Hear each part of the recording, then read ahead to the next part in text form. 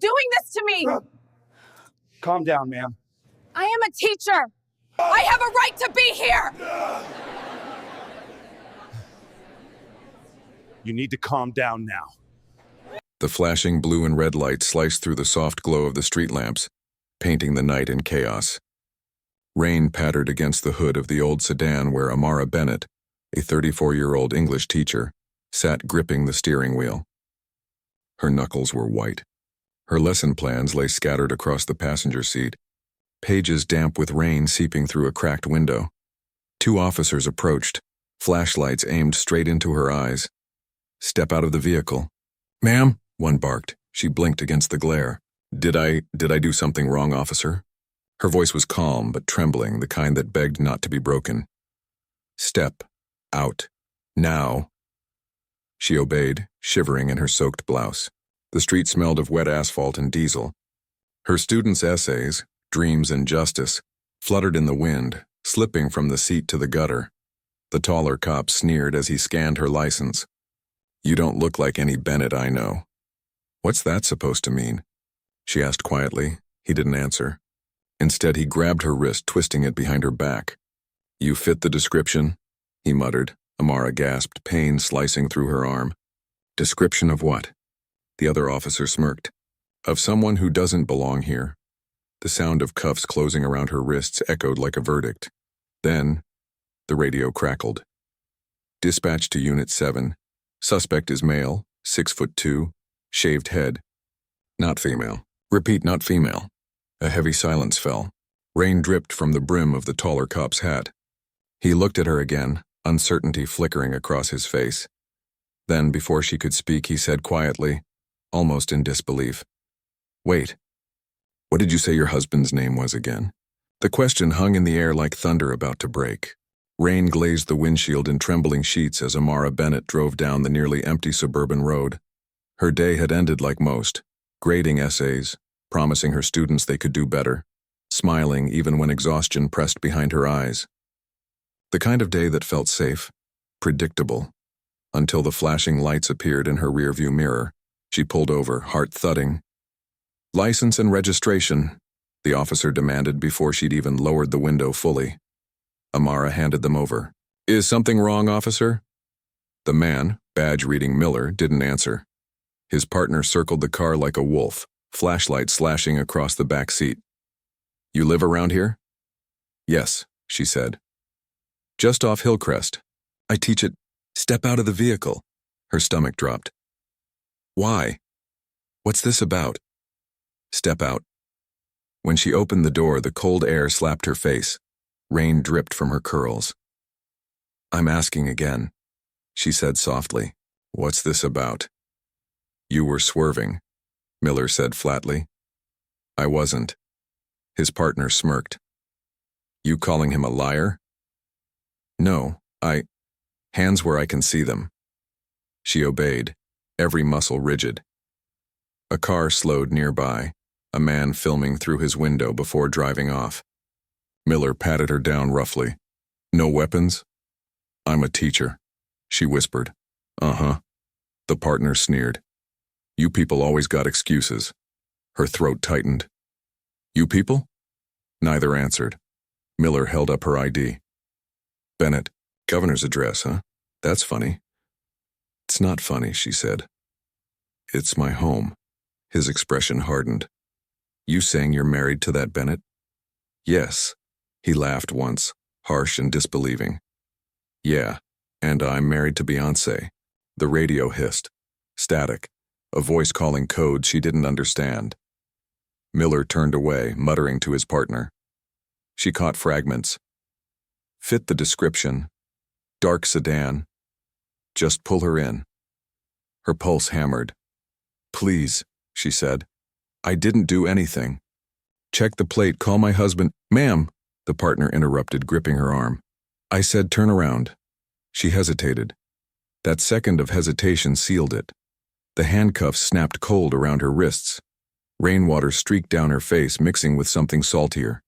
As Miller pushed her toward the cruiser, she saw her papers, student essays about hope, scattered across the wet pavement. She twisted slightly. Please, don't let those get ruined. Miller didn't respond. In the reflection of the cruiser's glass, she caught her own face, soaked, trembling, humiliated. And behind her, a small crowd gathering. Phones up, faces blank, no one speaking. The siren wailed. The city swallowed her. And in the dark, the only sound left was the soft tearing of wet paper, her students' dreams dissolving in the rain. The fluorescent lights buzzed like angry insects. Cold seeped from the concrete floor through Amara's soaked shoes as the heavy cell door clanged shut behind her. The metallic echo lingered, a sound that always seemed to announce defeat. She sat on a narrow bench, wrists raw from the cuffs, her blouse sticking to her skin. The smell was a mix of bleach, sweat, and hopelessness. A woman in the next cell glanced up from her cot, eyes hollow. No one spoke. Minutes, maybe hours, crawled by before the barred door screeched open again. Officer Miller stepped in, holding a clipboard like a shield. "Name," he said flatly. "You already have it," Amara murmured. He scribbled something anyway. "Occupation?" "I teach at Brookside Middle School." He looked up, a smirk tugging his mouth. "You teach kids?" "Yes." "What, Black history or something?" He muttered under his breath, loud enough to sting. Her jaw clenched. "I teach literature." Miller shrugged as if that were impossible. "Well, maybe quote us a poem while you're here." The other officer, shorter, younger, chuckled. The laughter bounced off the walls like bullets. Amara didn't respond. Silence, she decided, was armor. Later, a new figure appeared. A younger black officer, badge reading Reynolds, entered quietly, eyes avoiding hers at first. He placed a paper cup of water on the bench. His movements were hesitant, cautious, like kindness was something that could get him written up. "Ma'am," he said softly, "you haven't had your phone call yet." "I was told I couldn't." He looked toward the door, lowered his voice. "You're supposed to get one, but Sergeant Miller—" He stopped himself, swallowed hard. "It's complicated." "Complicated," she repeated, voice brittle. "Because I'm black?" Reynolds's eyes flicked up, meeting hers for the first time. His face tightened. "Because he's my boss." She studied him, the tension in his jaw, the way his hand trembled slightly against his holster. He wasn't cruel, just terrified. "Please," she said. "Just one call. My husband already listed him," he said quietly, glancing at her file. "Richard Bennett?" Her breath caught. "You know him?" "Who doesn't?" Reynolds exhaled. "Governor Bennett." He turned toward the hallway, conflicted. "If that's really your husband, this whole place just stepped on a landmine." "Then check," she said. "Please check." Reynolds hesitated. Outside voices echoed. Miller and the sergeant arguing. "She's lying," Miller snapped. "Governor's wife, my ass. She's fishing for special treatment." The sergeant muttered. "We'll verify it, but you better hope she's not who she says she is, Miller." Their words hit Amara like distant thunder. She could barely process them.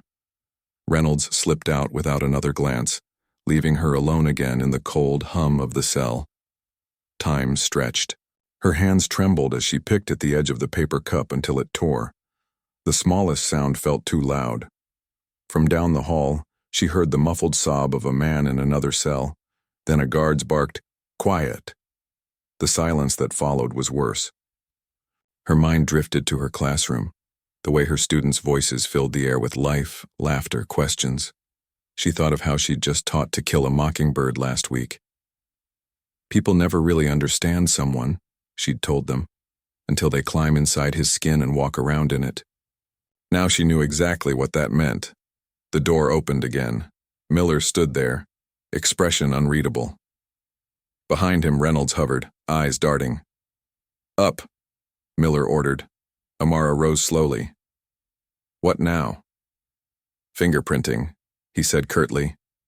"And maybe you'll stop pretending to be someone you're not." Reynolds cleared his throat softly. "Sir, I ran her ID through the system. Her address matches the governor's residence. Same last name. Marriage license filed 2 years ago. Miller turned sharply. You think I care? Reynolds hesitated. I think you should. Miller's nostrils flared. You think you're running this place now? No, sir, Reynolds said, voice low. But if this goes wrong, it's already wrong, Miller interrupted. And she's the one who caused it. Amara couldn't stay silent anymore. You stopped me for no reason, humiliated me, locked me up. And you're still pretending I'm the problem? Watch your tone, Miller snapped. My tone? She laughed, but there was no humor in it. My tone doesn't break the law, officer. Yours does. For a split second, their eyes met. Authority versus defiance. And in that space, something cracked. Miller turned away abruptly. Put her back in the cell. Reynolds hesitated. Sir, now. Reynolds swallowed his words and gently guided Amara back inside. When the door closed, he whispered, almost too soft to hear, I'll make the call. She looked at him, her voice trembling but steady. Thank you. Hours passed before the cell door opened again. A different officer, pale-faced and sweating, appeared. Mrs. Bennett, your husband's on the line. Every head in the corridor turned. She rose slowly, heart pounding. The officers who'd mocked her suddenly looked away, busying themselves with papers. Miller stood frozen by the desk, color draining from his face. Amara stepped into the hallway, shoulders squared despite the tremor in her hands. As she walked past him, she said quietly, You might want to start practicing your apology. The phone waited at the end of the corridor, ringing. The sound cut through the silence, sharp, relentless, like the beginning of justice. The phone was cold against Amara's ear, but her husband's voice burned through the line, sharp, controlled, furious. Amara? Are you safe? She closed her eyes, relief flooding in. I'm okay. They won't tell me anything. Who arrested you? Governor Richard Bennett's voice deepened. She could hear movement, a chair scraping, aides whispering in the background. What precinct? I don't even know. They never said. They took my phone. She glanced up at Officer Reynolds standing nearby, his face tight with guilt. I'll find you, Richard said, low and certain. Stay calm. Don't speak to anyone until I get there. Before she could respond, the line went dead. The room seemed to hold its breath. Every officer within earshot had heard the word governor. The sergeant's hand hovered over the receiver. Miller's jaw clenched, his eyes darting between Amara and his superior. Governor Bennett? The sergeant asked slowly. As in the Governor Bennett? Reynolds nodded. Her ID matches. I verified it twice, Miller scoffed. She could have faked it. Reynolds' voice hardened. It's not fake, sir. I looked up her marriage record.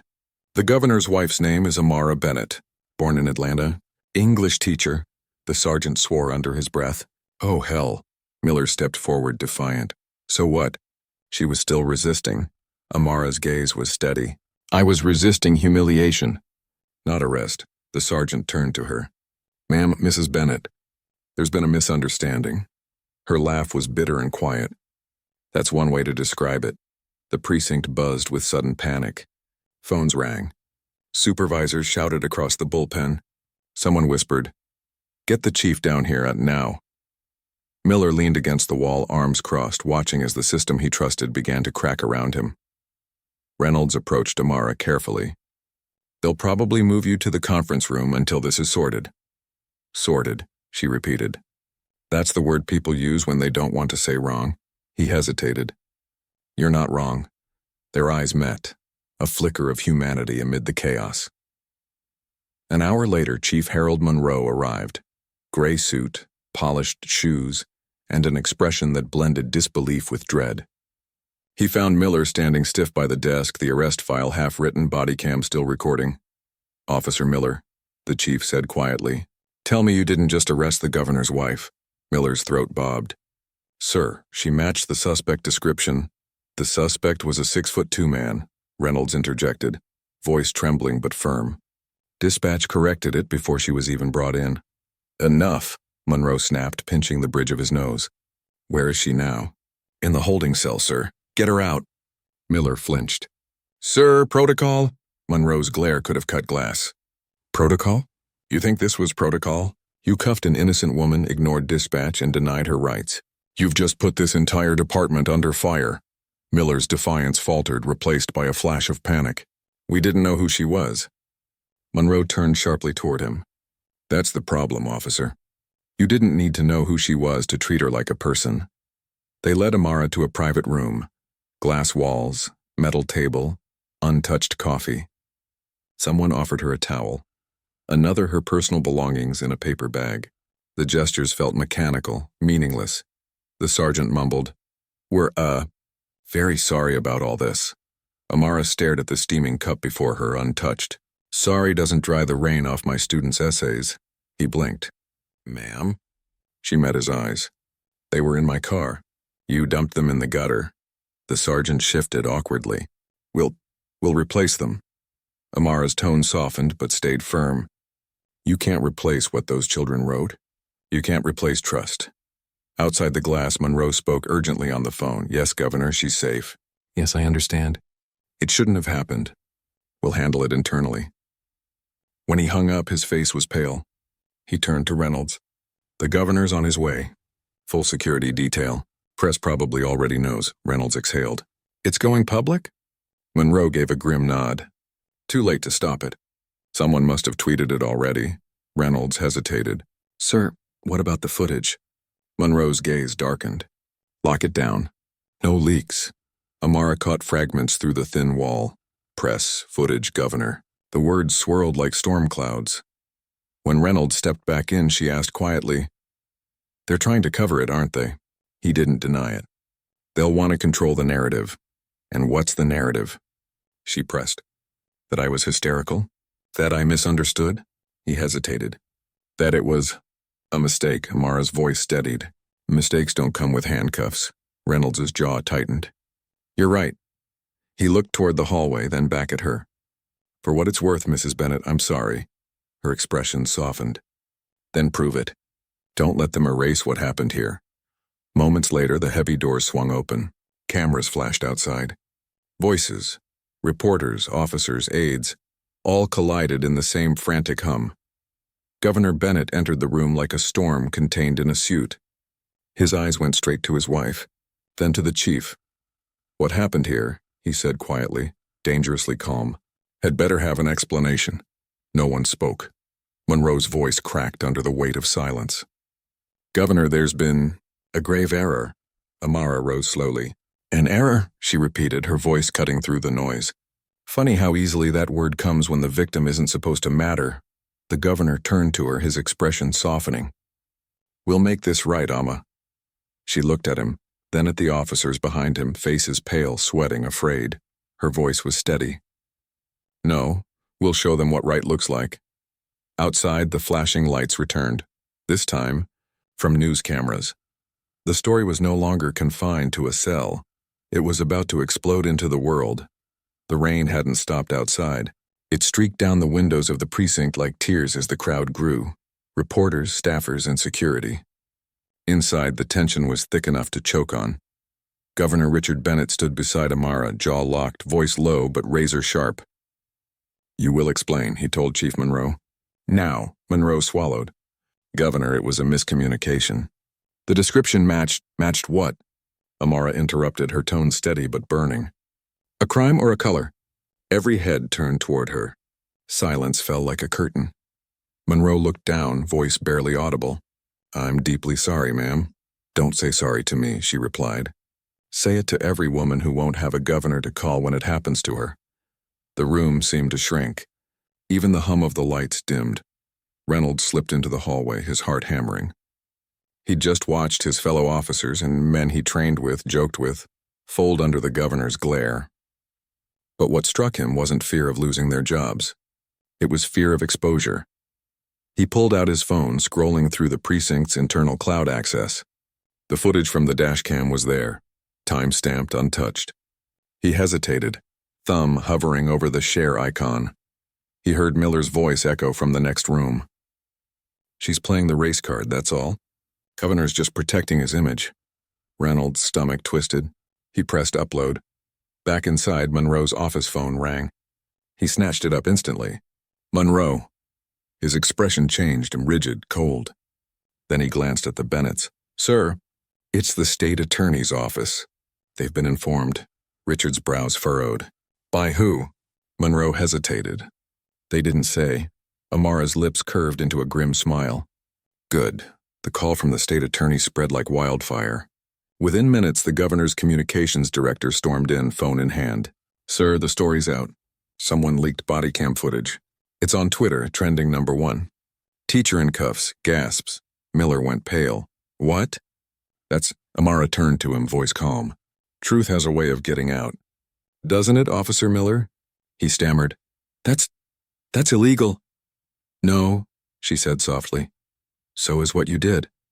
The precinct lobby had become a war zone of flashing cameras and shouts. Reporters crowded behind the barricades. "Governor Bennett, did the police know she was your wife?"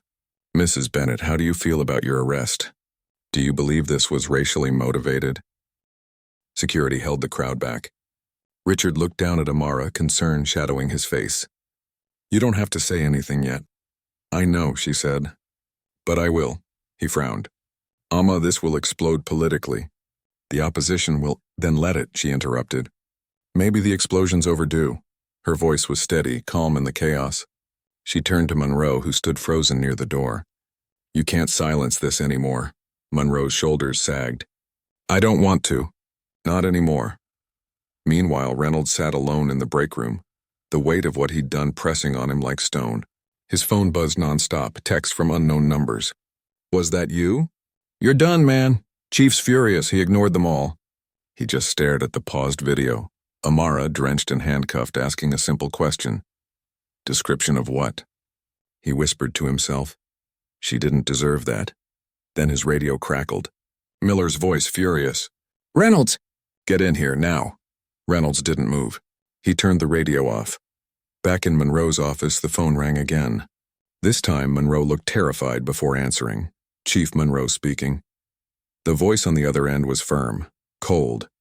"This is Deputy Attorney Marissa Cole. We've seen the footage. Effective immediately, the State Department is opening an investigation into your department's conduct." Monroe's throat went dry. "Understood." Amara watched him. "They're investigating?" "Yes," Monroe murmured. "Formally." Richard exhaled, tension easing from his shoulders, but Amara wasn't smiling. "Don't relax yet," she said softly. "They'll try to make me disappear in paperwork. I've seen this before, just not from this close." He reached for her hand, squeezing it gently. "Then we'll make sure they can't." Outside, thunder rolled again, low and distant, like the sky was remembering what injustice sounded like. A news alert buzzed across everyone's phones at once. Breaking: governor's wife wrongfully arrested by local police. Footage sparks outrage nationwide. Miller's face drained of all color. "This can't be happening," he muttered. "This can't..." Amara looked at him one last time, her voice measured and devastating. "It's happening, officer. Because it always happens. The only difference tonight is that people finally have to watch." Her words hit the room like a hammer. No one dared speak after that. As they prepared to leave the precinct, Richard placed a coat around her shoulders. The flashing lights from cameras outside painted the room in blinding color. "Are you sure you're ready for this?" he asked. She nodded. "I've been ready my whole life. I just didn't know the world wasn't." And with that, Amara Bennett, teacher, wife, survivor, stepped out into the storm of microphones and justice waiting to begin. By morning, the whole country knew her name, Amara Bennett, in headlines, hashtags, and news clips. Her photo, drenched in rain, wrists bound, looped endlessly on every network. Some anchors called it a grave error, others called it a reckoning, but for Amara, it was neither. It was just the truth, finally visible. She sat on the edge of her bed in the governor's mansion, still wearing the same blouse she'd been arrested in. It smelled faintly of bleach and rain. She hadn't slept. Every time she closed her eyes, she heard the click of the handcuffs, the hiss of the radio, the voice saying, "You fit the description." Richard entered quietly. Tie loosened, exhaustion carved into his face. "News hasn't stopped since sunrise," he said. "They're camped outside the gate. Reporters, protesters, everyone." She didn't look up. "What are they protesting? My arrest or your embarrassment?" He froze. "Amma." Her tone softened. "I know you didn't ask for this, but don't act like it's not political." Everything about this is political, he sighed. It shouldn't be. It always is. Their eyes met. Love clouded by the weight of a system neither could ignore anymore. At the police department, Chief Monroe's office looked like a war room. News monitors glowed with coverage. A press conference was being demanded. Internal investigations were underway. Miller paced near the door, face flushed. "They're throwing us under the bus, Chief." "Everyone's acting like I dragged her out for fun." Monroe's glare could have cut steel. "You did drag her out, Miller. I was following orders." "No," Monroe snapped, slamming a folder onto the desk. "You were following bias, and now the whole state knows it." Reynolds stood in the corner, silent. He hadn't been reprimanded yet, but the looks from other officers had turned colder by the hour. Miller turned on him suddenly. You're the one who leaked it, aren't you?" "Don't deny it." Reynolds didn't answer. Monroe interjected sharply. "Enough. Everyone's on suspension until the investigation is complete. That includes you, Miller." "You can't—" "I just did." Miller stormed out, slamming the door so hard the blinds rattled. At noon, Amara watched the press conference live from the living room. The chief stood at the podium, sweat shining on his forehead. "We take this matter with utmost seriousness," he said, voice trembling slightly. "Mrs. Bennett was wrongfully detained under false suspicion. The department extends its deepest apologies," Amara muttered.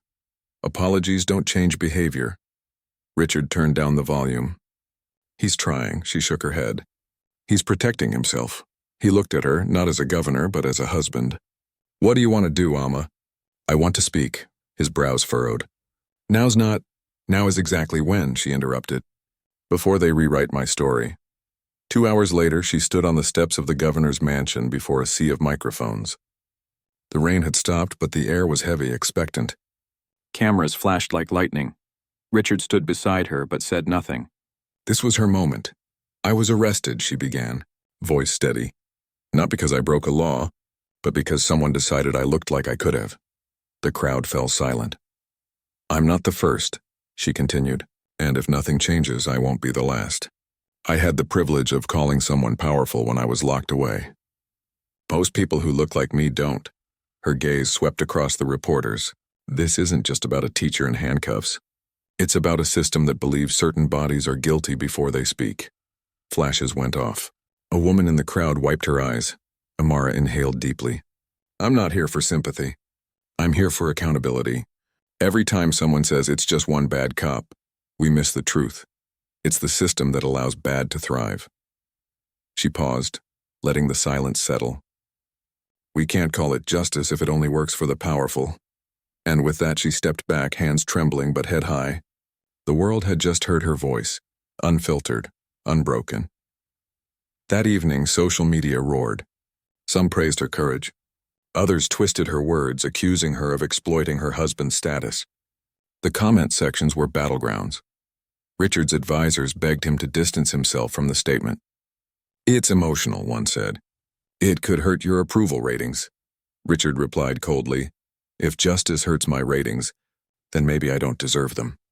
In the precinct's dim locker room, Reynolds sat on a bench scrolling through his phone. His inbox overflowed with threats, anonymous numbers, messages like "snitches get buried" and "you'll regret this." But among them, one message made him stop. "Thank you." A mother who saw her son in that video. He exhaled shakily, a tear escaping before he could stop it. For the first time in days, he smiled. Meanwhile, Miller sat alone at a bar, watching Amara's speech replay on a muted TV. Her words echoed in his mind. "Certain bodies are guilty before they speak," he muttered to himself. "She thinks she's better than me." A man 2 stools down said, "You the guy who cuffed her?" Miller tensed. "So what if I am?" The man chuckled darkly. "You should have known better. Cameras everywhere now." Miller turned away, jaw tightening. For the first time, he didn't have a comeback. That night, as thunder rumbled far in the distance, Amara stood by the window, watching raindrops blur the city lights. Richard came up behind her, wrapping an arm gently around her shoulders. "You shook the world today," he whispered. She shook her head. "I just told the truth." He pressed his forehead to hers. Truth is what the world fears most. Outside, another lightning flash illuminated her reflection in the glass. Not the terrified woman from the night before, but someone forged in fire, she whispered. Then let them fear me. And as the city lights flickered below, Amara Bennett, once silenced, now unstoppable, stood ready for the storm still to come. The morning after Amara's speech, the world seemed split in two. Half the country called her a hero. The other half called her a threat. News networks played her statement in loops, slow motion of her standing on the mansion steps, face lit by camera flashes, voice trembling with conviction. Talk shows debated her tone, her anger, her agenda. And through it all, one image stayed constant, a black woman who refused to bow. But inside the governor's mansion, the air was still. Amara stood by the window holding a mug of untouched coffee, watching black SUVs pull into the driveway below. Journalists, lawyers, and security personnel, all moving fast, all carrying opinions about her life. Richard entered looking weary but determined. They're here from the Attorney General's office, he said. They finished the internal review. She set the mug down. And? They're releasing the full footage, he said quietly. Body cams, dispatch audio, the report, everything. Her breath caught. Everything? He nodded. You said you wanted the truth. You're going to get it. The footage dropped at noon. Within minutes, it was everywhere. The video began in the dark. Dashboard lights flickering, rain streaking across the windshield. Officer Miller's voice came first. Dispatch. We've got a 1029. Black female mid-30s. Matches suspect description. Proceed with caution, the radio replied. Then came the image that would haunt viewers. Amara stepping out of her car. Hands visible, calm but confused, ma'am. Put your hands where I can see them. I'm a teacher. You've got the wrong person. Step away from the vehicle. I can show you my ID. Hands now! The sound of cuffs clicking. The look on her face, a disbelief turning to fear. Then silence. The clip spread faster than wildfire. Hashtags flooded timelines. Amara Bennett. Teaching while black. Justice for Amara. By evening, tens of thousands gathered outside the department building. Protest signs read, "We see you now and no more silence." Inside the precinct, Chief Monroe addressed the press again. Officer Miller has been terminated effective immediately, he said, sweat glistening at his temple. Sergeant Reynolds has been reinstated and commended for ensuring the footage was preserved. Cameras flashed. A reporter shouted, "What about criminal charges?" Monroe hesitated, then replied, "That's for the district attorney to determine." Back at home, Amara watched the statement from her couch, knees drawn to her chest. Richard sat beside her, holding her hand, but she felt oceans away. They think firing him makes it right, she whispered. Richard said softly, "It's a start." She turned to him. "No, it's the end of their story. But mine doesn't stop here," he frowned. "What do you mean?" "I want to go back." "To teaching?" "Yes," she said, eyes steady. "To my students. To the classroom they pulled me from. Because if I stay hidden behind these gates, they win." The next morning, she did exactly that. The school was surrounded by reporters when she arrived, escorted by 2 state troopers. Parents lined the sidewalk, some clapping, some silent. Kids pressed their faces to the windows. When she entered the building, the hallway went quiet. A ripple of shock, respect, awe. Her principal, Mrs. Delgado, met her at the door. Tears welled in her eyes as she said, "Welcome home, Amara." The words nearly broke her. In her classroom, the desks were just as she'd left them. Chalk dust lingered on the board. A paper globe hung slightly crooked from the ceiling. Her students trickled in, whispering wide-eyed. Finally, one little girl, Nia, raised her hand. "Miss Bennett?" "Yes, sweetheart." "Did they really take you?" Amara knelt beside her, voice trembling but gentle. "They did. But I came back, didn't I?" The class nodded and the silence broke. Soft laughter, relief, the kind of sound that fills cracks no apology ever could. Later that afternoon, a knock came at her classroom door. It was Reynolds. Out of uniform, in a gray shirt and jeans. He looked nervous. "I didn't think you'd want to see me," he said. Amara smiled faintly. "I wasn't sure I did. But you came anyway." He nodded. "I wanted to say, thank you for speaking up, for not letting them bury it." She studied him for a long moment. "You could have stayed quiet."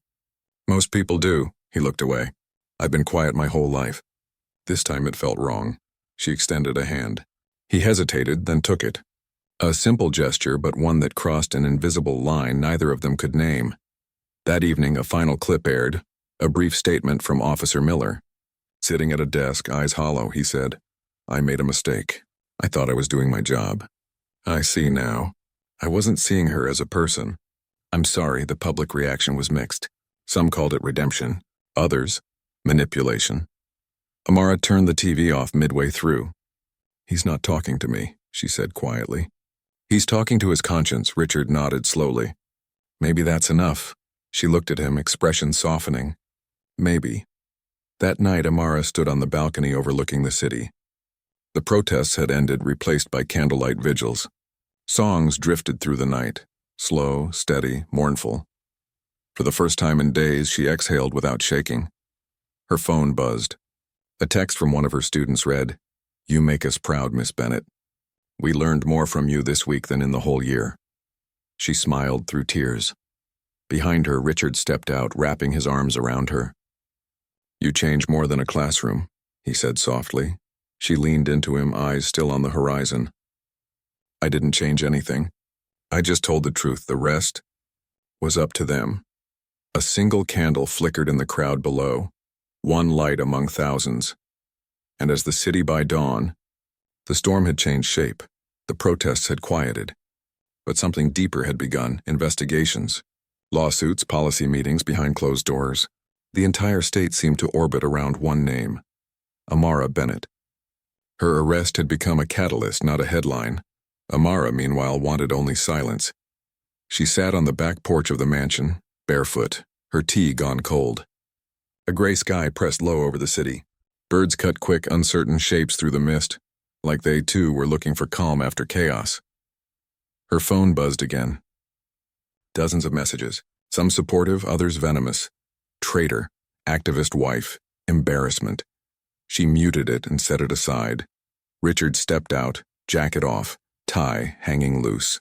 He looked like he hadn't slept in days. "They want you on Good Morning America," he said. "Then CNN, The Atlantic, and a podcast with—" "No," he stopped. "No to which one?" "All of them," he frowned. People are listening." "This could be exactly why I need to stop talking," she interrupted, eyes fixed on the horizon. "They're not listening to me. They're listening to a symbol, and symbols don't heal," Richard exhaled. "You can't disappear now." "I can breathe now," she replied quietly. "That's enough for me." At the police department, chaos ruled. Chief Monroe sat before a committee of city officials, his reputation hanging by a thread. His voice cracked slightly as he read from his notes. "We've implemented immediate retraining, bias evaluation, and a public accountability board." A councilwoman interrupted. "Chief, do you truly believe this is about training? Or is it about culture?" He hesitated. "Culture takes time to change." She shot back, "You had decades." He said nothing. Cameras flashed. His silence was answer enough. Outside the chamber, Reynolds watched the exchange on a monitor. His reinstatement hadn't brought peace and only tension. Officers avoided eye contact. Some called him rat. Others called him hero. Neither word felt right. When he returned to his locker, he found a note taped to the door. No signature, just one sentence. "Doing right doesn't make you safe." He folded it quietly and slipped it into his pocket. That afternoon, Amara's speech replayed again, this time in a congressional hearing. Lawmakers cited her words as evidence of racial bias in law enforcement. Her voice, calm, deliberate, exhausted, echoed through the chambers like a ghost she couldn't recall summoning. She watched it on TV, numb. Richard entered, a file in hand. "There's something you need to see," he said. He handed her a document, State Department of Education, security clearance suspension notice. Her hands trembled. "They suspended me?" He nodded grimly. "Pending review. They say your case made you a public figure, and that it could be a distraction in the classroom." Her voice cracked. "They're punishing me for being arrested?" "No," Richard said bitterly. "They're punishing you for surviving it." The next day, she sat before a panel of school board officials, all pale faces behind polished desks. A man in a blue suit cleared his throat. "Mrs. Bennett, this isn't about what happened. It's about what happens next. The media coverage has made you polarizing. I'm a teacher, she said, voice steady but trembling underneath. My job isn't to be liked. It's to teach children truth and how to stand in it. A woman on the end spoke up softly. We admire your strength, Mrs. Bennett, but perhaps you could take a leave. For your own peace, Amara met her gaze. Peace isn't found in silence. The room went still. An hour later, the board voted. Her clearance was suspended indefinitely. News spread within hours. Hashtags returned. Stand with Amara will leather teach and silenced for truth. Students protested outside the district building. Teachers joined. Even parents who had once been silent carried signs that read, "We want our teacher back." Amara watched the footage on her phone. Tears she hadn't wanted to shed slipping down her cheeks. Richard walked in and froze. She wiped them quickly. Don't. He sat beside her anyway. You did nothing wrong. She let out a shaky laugh. Funny how many people say that when you've already lost everything. He touched her hand. You haven't lost me. She met his eyes, whispering. I didn't mean you. I meant them. The ones I taught to dream. The ones who'll grow up knowing the world doesn't want them to speak. Meanwhile, Miller sat in his small apartment, blinds drawn. Boxes piled in corners, an eviction looming. The department pension was gone. Job applications ignored. The world that once called him protector now spat his name like poison. He turned on the TV just in time to see Amara's students marching with signs. Justice for Miss Bennett. Let her teach again. He turned the volume up. Their chants filled the room. Something inside him cracked, and not guilt, not regret, but recognition. He whispered to himself, they'll never forget her. And for the first time, he understood that was the point. That night, Amara sat alone in her classroom. She had asked for permission to pack her things quietly after hours. The school was empty, halls dim, the faint hum of vending machines echoing.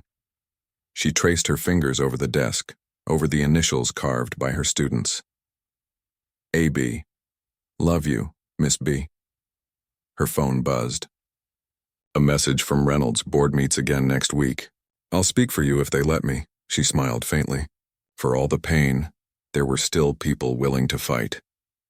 She looked around the room one last time, whispering to the shadows, I'll be back, one way or another. Outside, lightning flashed against the night. Her story was far from over, but for the first time it wasn't just hers. It belonged to everyone who had ever been silenced, doubted, or unseen. The fallout wasn't destruction. It was transformation.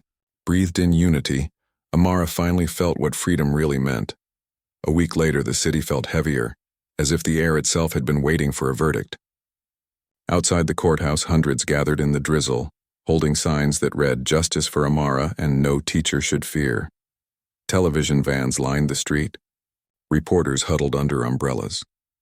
Inside, Amara sat in the back row of the hearing chamber, hands folded tightly in her lap. Richard sat beside her, one hand resting over hers. He'd insisted she didn't have to be here, but she knew she did. This wasn't just her fight anymore, it was a mirror held up to an entire system. At the front, the disciplinary board called the session to order. Their task? To determine whether the officers involved in her arrest would face criminal charges for unlawful detainment and misconduct. When her name was read aloud, she felt every eye turn toward her, the same eyes that had once looked down on her from behind badge and bench. Now they avoided her gaze. Chief Monroe took the stand first. His testimony was measured, careful. The department failed Mrs. Bennett, he said, voice firm but weary. Procedures were ignored. Bias was at play. That much is clear. Did you know who she was when you saw the footage? A board member asked. Monroe hesitated. Yes. And did that influence your reaction? He swallowed hard. It made me realize how quickly we judge based on sight, not truth. A murmur rippled through the courtroom. Even Amara felt the sting of pity in his tone. It wasn't what she wanted, but it was more honesty than she'd heard from any official so far. Next came Officer Reynolds. He walked to the witness chair slowly. His uniform neatly pressed, his face pale but resolute. He spoke plainly. I didn't stop it. I should have. I froze because I was afraid, and of my partner, of the system, of what would happen if I said something. But fear doesn't excuse silence. He turned toward Amara, eyes glistening. I'm sorry, ma'am. You deserve better from all of us. Her throat tightened. For a moment she saw not an officer, but a man trying to unlearn the machinery that had built him. Then Miller was called. He looked smaller than she remembered, suit wrinkled, eyes shadowed. He avoided her gaze as he took the stand. The attorney leaned forward. Officer Miller, do you deny that you arrested Mrs. Bennett without evidence? No, he said flatly. Did you assume she was the suspect because of her appearance? Miller's jaw clenched. I followed the dispatch description, which was black female, 30 to 40, dark sedan. And you found the actual suspect later that night? He hesitated. Yes, was she a black woman? No, white, brown hair. Drove a silver SUV. A collective gasp rippled through the chamber. The attorney pressed on. So you admit you never confirmed identity before detainment? Miller stared at the floor. I admit I saw what I expected to see. The silence that followed was absolute. Even the rain outside seemed to pause. The ruling came after hours of deliberation. The board returned, their expressions grave. The lead member spoke into the microphone, voice steady. Officer Miller, you are hereby found guilty of unlawful arrest and misconduct under color of authority. Your license to serve is revoked effective immediately. The matter will be referred to the district court for further criminal review. The crowd erupted, some in cheers, others in stunned quiet. Amara closed her eyes. Not in victory, but in release. It wasn't joy. It was something heavier, quieter. The sound of truth settling where denial had lived. Outside the courthouse, flashes exploded like fireworks as she and Richard stepped down the marble stairs. A journalist pushed forward. Mrs. Bennett, what does justice mean to you today? Amara paused, turning toward the sea of cameras. Her hair whipped in the wind. Her eyes gleamed with calm fire. Justice, she said slowly, isn't revenge. It's recognition. It's finally being seen. The crowd went still. Then another reporter shouted, What happens now? What will you do next? She glanced at Richard, who gave her the faintest nod. I'm going back to my classroom, she said. That's where change begins. 2 weeks later, the Education Board reinstated her license, unanimously. The official statement read, Mrs. Bennett's courage exemplifies the very values we strive to teach: truth, integrity, and resilience.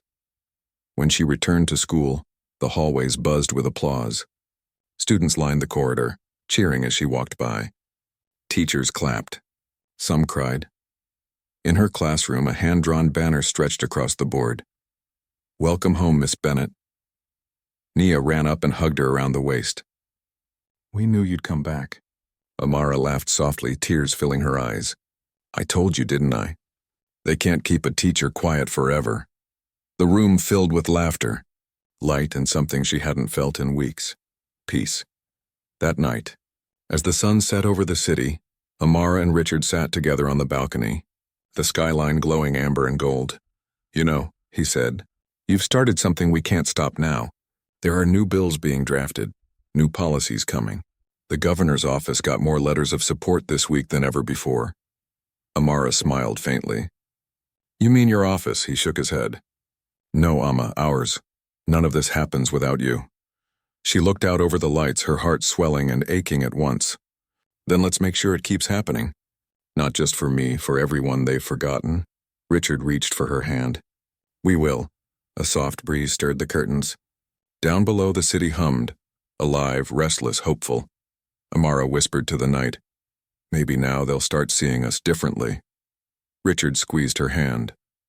Maybe now they'll start listening. As darkness fell, the news replayed her quote one last time. Justice isn't revenge. It's recognition. Her words echoed across televisions, phones, and hearts among the quiet truth of a teacher who had turned pain into purpose.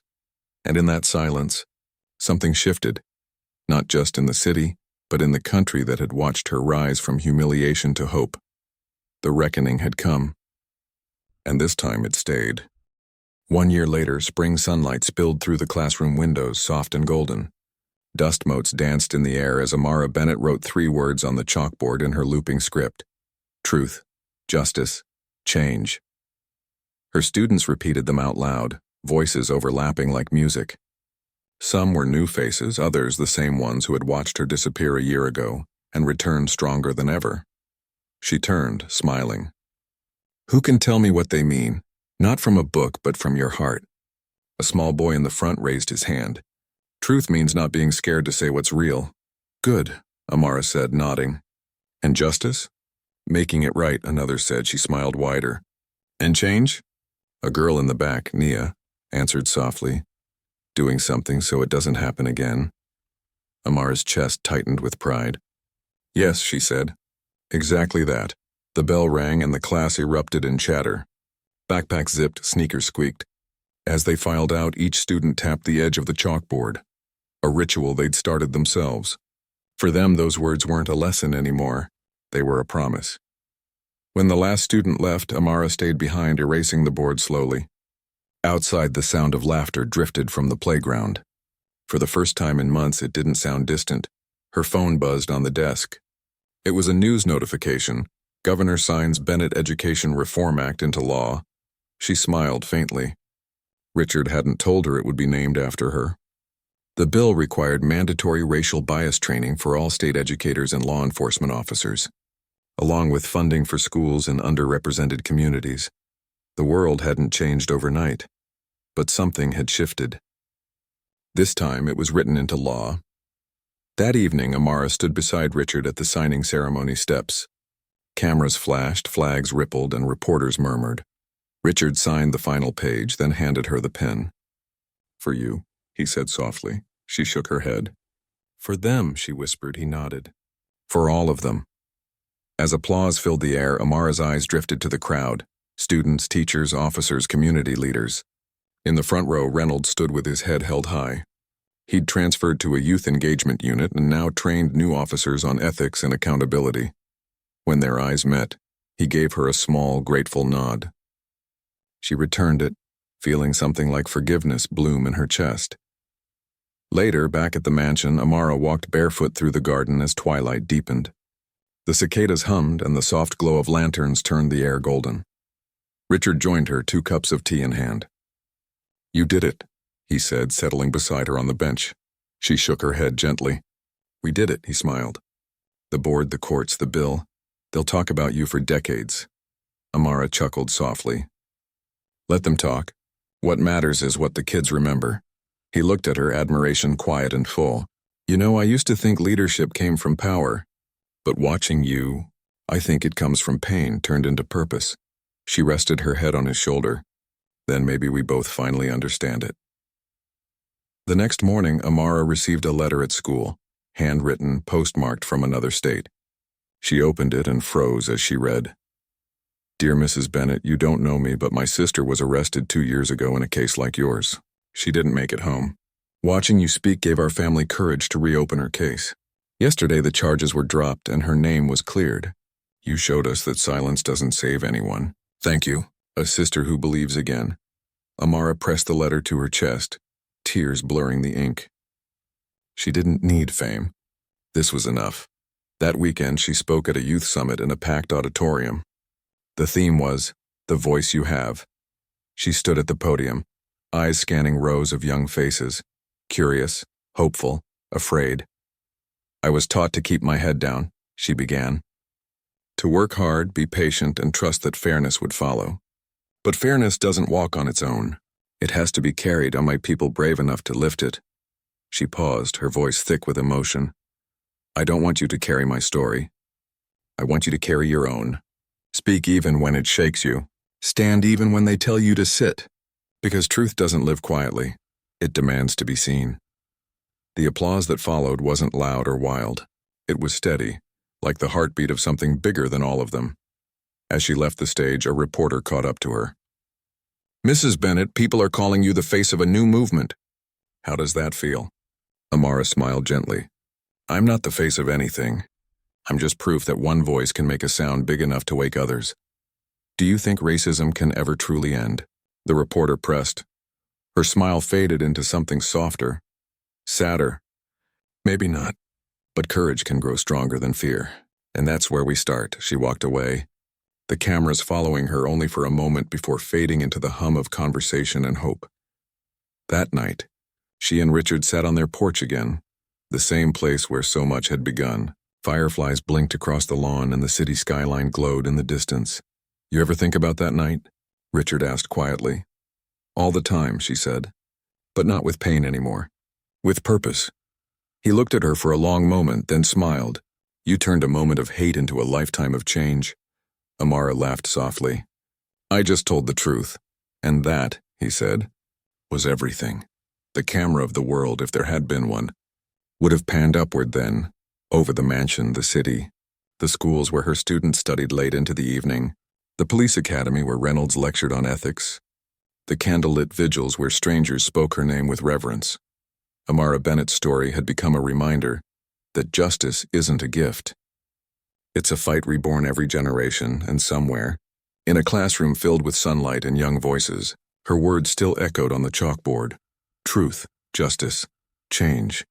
This time, no one dared erase them.